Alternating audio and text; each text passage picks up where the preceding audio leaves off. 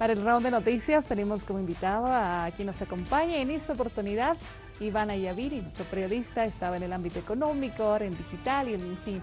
Iván, ¿Cómo estás, Gabriela? ¿qué otros sectores nos va a acompañar? Bueno, yo creo que por la trayectoria y la experiencia me acomodo en diferentes Y sectores muy bien. y hacemos todo lo posible que Gran salga mejor. gran compañero de trabajo. Bueno, así en resumen, este sector hace que le presentemos tres notas. Equipos que los equipos de La Paz, Cochabamba y Santa Cruz hemos presentado, hemos elegido material que queremos darlo a conocer. Y bueno, pues Iván Ayaviri, quien nos acompaña en esta oportunidad, va a elegir la nota que más le ha gustado. Vamos a comenzar acá en La Paz. Acá en La Paz comenzamos con la siguiente información. Y es que nos preocupa bastante el tema de la justicia, el tema de cómo se está presentando y se dan a conocer algunos de los casos. Recuerdo en el mes de noviembre del 2015, se hablaba de un caso de consorcio de jueces, fiscales, abogados. Se hablaba ya en el mes de julio del año pasado también con el caso Belaúnde. Este año con el caso Ganam se empezó a conocer, a visibilizar, si lo decimos de esta forma, denuncias contra fiscales, contra jueces, contra policías, contra abogados. Incluso se habló desde el Consejo de la Magistratura de 17 grandes consorcios que estarían operando en 5 departamentos, en el eje troncal principalmente y también en el departamento de Oruro y Chuquisaca. Y bueno, a raíz de ello es que muchas de las personas se ven preocupadas, empezaron a denunciar y dicen, ¿en qué está la justicia? ¿Cuál es el tema? ¿Por qué estamos en esta etapa de crisis que no es reciente? Es importante mencionar esto, sino ya venimos arrastrando incluso desde la misma fundación de la República. Pues hace días se conocía la siguiente determinación. La Fiscalía imputaba al juez Osvaldo Aguilar por el delito de concusión, por haber cobrado durante el proceso, haber solicitado $8.000 para poder definir qué condiciones se le daba una libertad condicional o medidas sustitutivas dentro de un proceso, haciendo abuso del poder y de la situación que algunos de los jueces, autoridades del órgano judicial tienen. Tomando en cuenta estos datos, pues a este juez Aguilar se lo lleva a detención preventiva y hoy se conoce otra denuncia también sobre el mismo caso. Es por eso que nos llama la atención este tema. El tema de la justicia, el tema de la crisis, el tema pendiente que está en el Estado y el mismo Estado lo ha reconocido. Hablar de la justicia, hablar de este tipo de actos de corrupción y sobre todo empezar a buscar esta reconfiguración. ¿Qué hace el Consejo de la Magistratura en este tipo de instancias? Al margen de los problemas internos que tenían en semanas pasadas, la fiscalización y la denuncia es muy importante. Por eso le presentamos esta nota que ha sido elaborada por nuestro periodista en Sucre, Daniel Choque. En Sucre, la Fiscalía este miércoles presentó la segunda imputación por la presunta comisión del delito de concusión en contra del juez Osvaldo Aguilar. Bueno, la relación de hechos tiene que ver con una exigencia de dinero, según refiere el denunciante, que es el señor Walter Arizaga, para la emisión de una resolución favorable a él. $10.000, según refiere el memorial de denuncia presentado por él mismo, ¿no? De acuerdo con la relación de los hechos, la víctima, el denunciante Walter Arizaga Cervantes, fue citado al departamento del juez Aguilar, donde le pidió $10.000 para no proceder con la detención preventiva. Esta reunión se da luego de que el juez segundo de instrucción en lo penal de Sucre suspendió por 3 veces la audiencia de medidas cautelares que debía definir la situación jurídica de Arizaga, imputado por el delito de incumplimiento de deberes dentro de un proceso que tiene que ver con la asignación de personal en la universidad. Por otra parte, desde el Consejo de la Magistratura también se anunció un proceso para el juez Aguilar. Corresponde realizar también la investigación en el ámbito disciplinario y en el ámbito penal nos vamos a querellar a fin también de que a coadyuvar en toda la investigación que pueda venirse producto de esto para conocer cuál es la verdad en este asunto de denuncia con el juez. De todas maneras hay una vía disciplinaria y en la vía penal también vamos a ser parte en aquello. El juez Aguilar llevaba adelante el proceso de corrupción dentro del caso CEDES, en la que fueron imputados el ex viceministro y ex director del CEDES, Martín Maturano, y el actual secretario general de la Alcaldía de Sucre y ex titular del CEDES, Enrique Leaño. Fue denunciado por este último en plena audiencia cautelar el pasado viernes por el cobro de $8.000 para resolver el fallo, situación por el cual Aguilar tiene detención preventiva en Camargo y hoy enfrenta un nuevo proceso.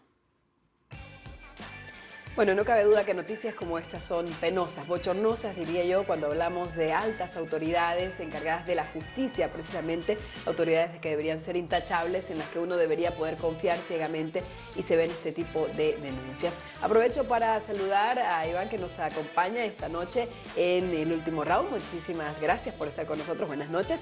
Voy a presentar a propósito la nota que hemos elegido desde Santa Cruz, que está completamente alejada de lo que veíamos hace unos instantes. Tiene más que ver con el tema de la agricultura, el tema agropecuario. La Cámara Agropecuaria del Oriente brindó un informe, como lo hace cada año, acerca de la gestión y el momento en que se está viviendo. Y bueno, para muchos tal vez es desconocido de que esta es la etapa de siembra. Es una etapa bastante importante, están ya casi con el 90% de la siembra concluida, falta este 10% que se calcula se va a concluir en 2 semanas. ¿Y por qué nos llamó la atención esto? Porque muchas veces aquellos que tal vez no estamos ligados a la agricultura, a la producción agropecuaria o a la producción de alimentos en general, simplemente vivimos a diario y vamos al mercado, vamos a la tienda, al supermercado, cocinamos, consumimos y no nos detenemos a pensar por un instante cómo llegan esos alimentos a nuestra mesa, a nuestro hogar, quiénes son los que generan todo este movimiento económico dentro de nuestro país y además cuáles son las dificultades que enfrentan cada año, como en este caso la sequía, que fue bastante dura, ¿no es cierto?, para el sector agropecuario en todo el país. Otros factores también que tienen que ver muchas veces con los avasallamientos, que tienen que ver con la falta de recursos, las maquinarias, es decir, es un sinfín de aspectos que hacen que esto se mueva y que finalmente pues es lo que genera un gran movimiento económico y lleve además los alimentos a nuestros hogares. Así que vamos a ver esta nota que nos muestra un poquito este panorama de lo que se está viviendo en esta época del año, que tiene que ver precisamente con la época de siembra. La Cámara del Oriente en Santa Cruz informó que en el lapso de 2 semanas se tiene previsto terminar al 100% el sembradío de diferentes granos. En el caso de la soya, ya se ha sembrado un 91%. Lo que preocupa al sector son los fenómenos climáticos que podrían afectar, pese a que ya se han tomado algunas previsiones. Nos quedan 15 días más para sembrar y ya lleguemos al 100% de la siembra, pero ya hay un dato importante y que nos deja tranquilo: ha faltado semilla.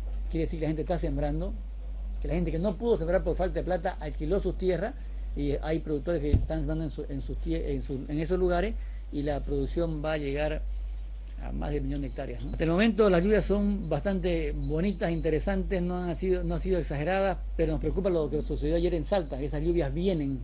Y aparentemente estaría entrando mañana a final de la tarde, pasado mañana. Esperemos que no sean tan dañinas como fue en esa ciudad vecina en Argentina, que dañó a muchas hectáreas de cultivo, ¿no? Es algo muy delicado, es un tema que no está en manos del hombre el poder controlar, pero sí se han hecho los drenajes correspondientes, los defensivos que hay que hacerle siempre a los arroyos. Por otro lado, informó que gracias al apoyo del gobierno nacional ya se tiene listos 5 desalojos en diferentes predios del departamento cruceño de avasalladores que tomaron las tierras de productores. El ministro Romero nos delegó con el viceministro, que es el encargado, nos visitó en compañía del comandante de la policía. Se han hecho algunos trabajos, se está trabajando en este momento en realidad en la parte de inteligencia, y los primeros días de enero empezaríamos a hacer los desalojos. Ya es un compromiso y creo yo de que lo que tenemos que hacer nosotros en la parte legal es preparar todos los documentos para no perder ninguno de los pasos legales que hay que hacer para este tipo de acción. Recordemos que el informe de la CAO brindado hace días atrás, el agro fue el más castigado por la sequía y las plagas, mientras que el sector pecuario reflejó un mejor desempeño, por lo cual se prevé un 6% de crecimiento de la frontera agrícola en el año 2017. Importantes los datos que veíamos en la nota que nos compartieron los compañeros de Santa Cruz.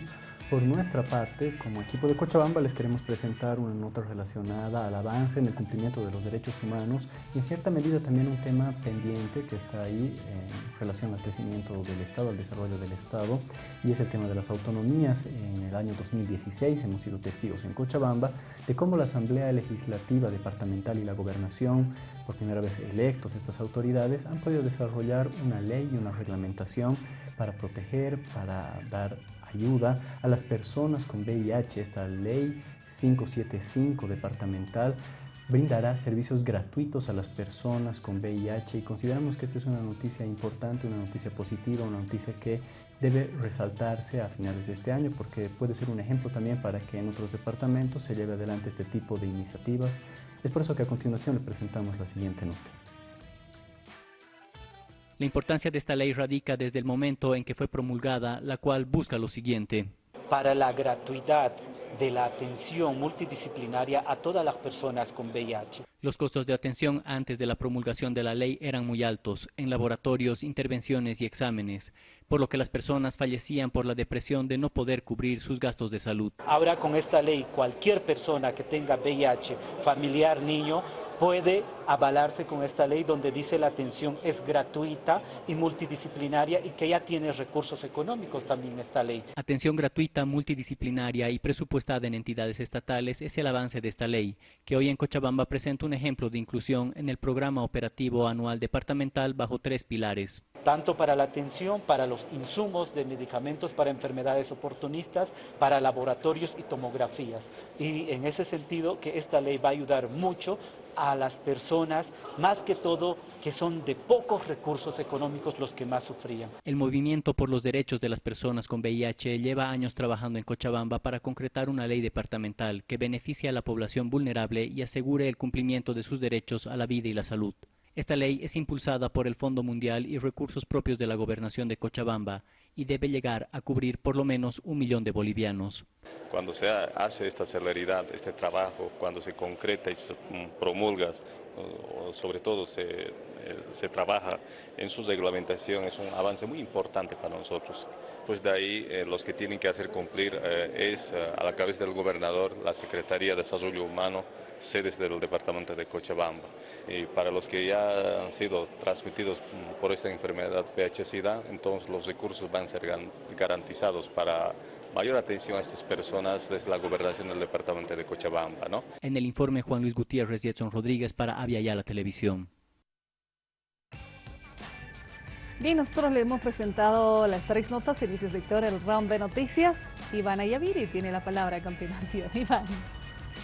Bueno, está un poco difícil definir, porque hay noticias, informaciones buenas, pero también hay malas. Pero creo que voy a quedarme con la información que vino de la ciudad de Sucre, porque es una información, una noticia realmente muy mala. En el término técnico, este delito tiene un nombre que se llama concusión. Es cuando un funcionario público exacciona, en otras palabras, extorsiona a otra persona para beneficiarse de manera personal. Y un poco para recordar también a las personas, este juez de Sucre hizo un alto en plena audiencia. ¿Para qué? Para salir un ratito, hacer un cuarto intermedio, reunirse con parte de las víctimas y exigirles el pago. O sea, imagínense, un juez antes de dictar sentencia, pedirles plata, $8.000 si quería salir libre. Y no era la primera vez, también existía y hemos conocido en la última nota que había otra persona. Estamos hablando de Walter Arizaga, para las personas que no conocen, él fue rector de la Universidad de San Francisco Javier de Chuquisaca, que estaba acusado por unos actos que habría cometido en el ejercicio de sus funciones, y para que no sea detenido preventivamente, a este exrector, una persona muy conocida en la ciudad de Sucre, que además muy ligada al ámbito político, este juez pidió $10.000, y se conoce también que fue presionado, amenazado por la supuesta esposa del juez. En otras palabras, este es un caso que no es aislado, estoy convencidísimo, y que eso ha ocurrido y ocurre en diferentes partes del país, desde abogados que trabajan también en contubernio, los mismos fiscales y los mismos jueces. Hay una mafia dentro de la justicia boliviana, y por eso es uno de los pilares fundamentales considero de este país, que no ha sucumbido todavía al cambio, a las transformaciones que ha vivido Bolivia, en la parte económica, política, en democracia. Incluso hasta la religión ha tenido que separarse del Estado, mantener su distancia como tal, ¿no? pero la justicia no, y es uno de los asuntos pendientes, me imagino, con mucho dolor, para mucha gente tendrá que esperar. Creo que una cumbre y una ley y algo no va a modificar esto. Es un cambio rotundo, un cambio total que se tendría que hacer a la justicia para evitar estos hechos ilícitos que son más vergonzosos. Muchas veces en la calle nosotros lloramos al ver cuando un delincuente toma un celular, golpea a alguien por robarle la billetera, unos cuantos pesos, quizás lo hace por necesidad para llevar dinero a su casa. Pero jueces que tienen su salario, su sueldo, que tienen una profesión para vivir, extorsionar de esa manera, todavía al que ha quedado en desgracia de estar acusado de algo, complicado y grave. La verdad, y molesta, ¿no? Molesta escuchar constantemente este tipo de casos, indigna, pero a la vez empecemos a denunciar, empecemos a dar a conocer. Por eso nos llamaba la atención también esta información, porque nos parece tan crítico, tan bochornoso, como decía Sandra hace instantes, este tipo de actitudes en quienes tendríamos que confiar hasta la administración de la justicia en esas autoridades. Sandra. Claro que sí, yo me quedo con eso que acabas de decir y bueno, definitivamente es muy buena la elección que hace Iván, porque sí es un tema que molesta, que duele y que sabemos que es prácticamente un secreto a voces, ¿no es cierto?, en nuestro país, y eso es lo que tiene que cambiar. Decías, Gabriela, hay que denunciar y eso es lo que hay que hacer, o sea, la gente tiene que dejar de temer, de tener miedo y denunciar esto abiertamente, hacerlo público para que se conozca este tipo de situaciones y dejen de suceder, porque sabemos que esta es una entre muchísimas que suceden a diario y como decía Iván también, muchas veces le sucede a gente que está en desgracia, a gente que realmente está con problemas y encima de ese problema tiene que sobornar, tiene que pagar para poder salir de ello. O sea que creo que eso está en nosotros, es decir, en dejar de hacer la vista gorda a este tipo de situaciones que sabemos que existen y que la única forma que desaparezcan es denunciándolas y no cediendo. Yo sé que muchas veces la gente se siente desesperada y termina pagando, ¿no es cierto?, para salir de ese problema. Sin embargo, esa no es la solución. La solución es denunciar y hacer públicos estos hechos para que dejen de suceder en nuestro país. Definitivamente la reflexión de Iván le da un valor agregado a la nota que ha sido elegida como la mejor de la jornada. Y definitivamente también considero que el llamado a la reflexión profunda debe pasar por un cambio en el sistema educativo y es una labor eso de largo aliento. Y por otro lado también me pregunto si no estamos al borde de pensar en la posibilidad de un pacto social nuevo, pero dedicado a la justicia, dedicado a reformar el aparato judicial, no solamente para crear nuevas estructuras, reglamentos, que tal vez estamos atiborrados de todo eso, sino para cambiar una mentalidad colectiva, una actitud, como decía Sandra. Es una deuda pendiente con la sociedad, la reforma del aparato judicial. Esperemos que para el próximo año, como decíamos ayer, esté en la lista de los deseos de todas las autoridades, realmente profundizar ese cambio. Exacto, y bueno, nosotros hemos conocido de esta forma en el round de noticias, pues la noticia que se ha destacado, la que ha elegido Iván, que nos acompañe en esta oportunidad, pero también permítame, compañeros, que Iván nos vaya contando el trabajo que se está realizando en Abya Yala Digital. Va a tener características, empezar a actualizar la información, y es que tenemos, Iván, gran cantidad de información en el canal, me refiero desde toda la programación, todos los programas que emitimos que son en vivo, la producción desde los 9 departamentos, tenemos corresponsales en los 9 departamentos, que esta información tiene que ser transmitida también y visibilizada en la página. Así es, bueno, estamos viviendo, toda la humanidad está viviendo una revolución, que yo me atrevo a decir que es tan igual y quizás de mucho mayor impacto que la revolución industrial, que el descubrimiento del papel o la imprenta, que son las redes sociales y la comunicación a través del Internet. Las estadísticas nos indican que, por ejemplo, a través de este teléfono, ¿no?, el 90% llega a conocer los hechos y la información, el 90%. Y hay un 10% que obviamente se informa y conoce a través de los medios tradicionales, como es el periódico, la radio y la televisión. Y esto tiene una tendencia a crecer aún más. Es increíble, era imposible soñar hace 10 años, menos de una década, o sea, antes que Evo Morales entre el presidente, creer que las personas íbamos a estar conectados al mundo y creer que iba a haber tendencias a través de una máquina tan pequeña y tan simple que lo íbamos a llevar en el bolsillo. Conocer y saber, encontrar las respuestas, no solamente la comunicación, sino tener una biblioteca acá. En fin, este hecho hace que se modifiquen y se cambien las formas tradicionales de comunicarnos y también de informarnos. Y por eso también muchos medios de comunicación, no solamente en Bolivia, a nivel mundial, ya muchos están apostando, de crear elementos informativos para las páginas web, pero sobre todo para informarse a través de un teléfono o smartphone o teléfono inteligente. Y es por esa razón que Aviala Televisión también tiene en este momento una página web, Aviala TV, donde usted puede informarse y a través de ello también en las redes sociales, ya sea por el Face.